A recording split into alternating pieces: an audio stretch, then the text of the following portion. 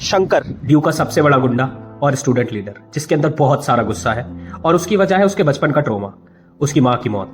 मुक्ति psychologist, research scholar, वो एक थ्योरी पे काम कर रही है कि गुस्से को प्यार और दया से कैसे ठीक किया जा सकता है और या ठीक किया जा सकता है, जो कि एक बहुत हाई क्लास परिवार से आती है। मुक्ति को अपनी रिसर्च के लिए एक परफेक्ट सब्जेक्ट चाहिए था जो बहुत हिंसक हो। वो देखती है कि शंकर ही वो सब्जेक्ट। वो शंकर से दोस्ती करती है और धीरे धीरे उसके गुस्से को शांत करने की कोशिश करती है। वो उसे किताबें पढ़ने, शांत रहने और चीजों को अलग अलग नजरिए से देखने के लिए कहती है। शंकर, जो पहले बहुत गुस्सैल था, मुक्ति के साथ वक्त बिताकर बदलने लगता है। वह अपनी हिंसा छोड़ देता है। शंकर इस दोस्ती को गहरा प्यार समझ बैठता है, लेकिन मुक्ति के लिए यह सिर्फ उसकी रिसर्च है। जब शंकर मुक्ति के घर शादी का प्रस्ताव लेकर जाता है तो मुक्ति के पिता, जो बहुत घमंडी है, उसका अपमान करते हैं। मुक्ति भी क्लास डिफरेंस और अपनी रिसर्च को बचाने के लिए शंकर को चोट पहुंचाती है। उससे शर्त रखती है कि अगर उसे सच में प्यार साबित करना है तो उसे यूपीएससी क्लियर करके दिखाना होगा। प्यार में पागल शंकर यूपीएससी की तैयारी में लग जाता है। शंकर 3 साल तक जी तोड़ मेहनत करता है और सिर्फ इसलिए ताकि वो मुक्ति को पा सके और उसकी शर्त पूरी कर सके। इधर मुक्ति अपनी आगे की पढ़ाई के लिए यूएसए चली जाती है। जब शंकर यूपीएससी प्रीलिम्स क्लियर करता है और वापस आता है, यह होता है सबसे बड़ा टर्निंग पॉइंट। शंकर को पता चलता है कि मुक्ति ने यूएसए में मिले एक आदमी जसजीत से शादी पक्की कर ली है। शंकर को लगता है कि मुक्ति ने उसका इस्तेमाल सिर्फ एक रिसर्च पेपर के लिए किया था। उसका सारा गुस्सा, जो सालों से दबा हुआ था, भड़क उठता है। वह गुस्से में मुक्ति के घर पर पेट्रोल बम फेंकता है। शंकर यह कहकर दुनिया में गायब हो जाता है कि वह अब कभी वापस नहीं आएगा।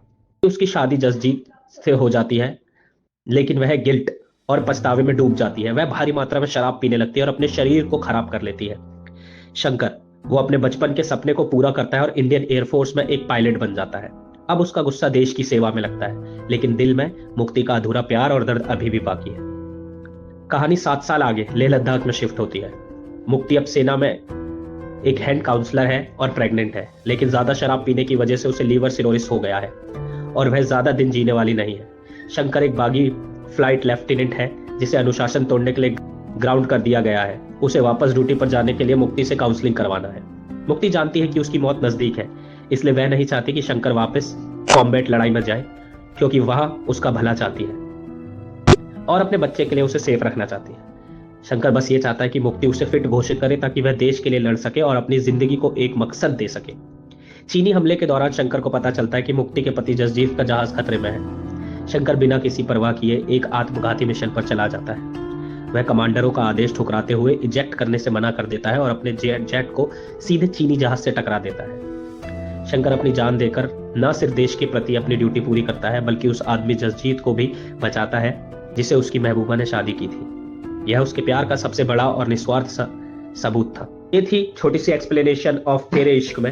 अगर आपको वीडियो अच्छी लगी हुई तो चैनल को सब्सक्राइब कर लेना और कौन सा पार्ट सबसे ज्यादा अच्छा लगा कमेंट करके जरूर बताना, और नेक्स्ट वीडियो कौन सी एक्सप्लेन करनी है कमेंट में जरूर बताना।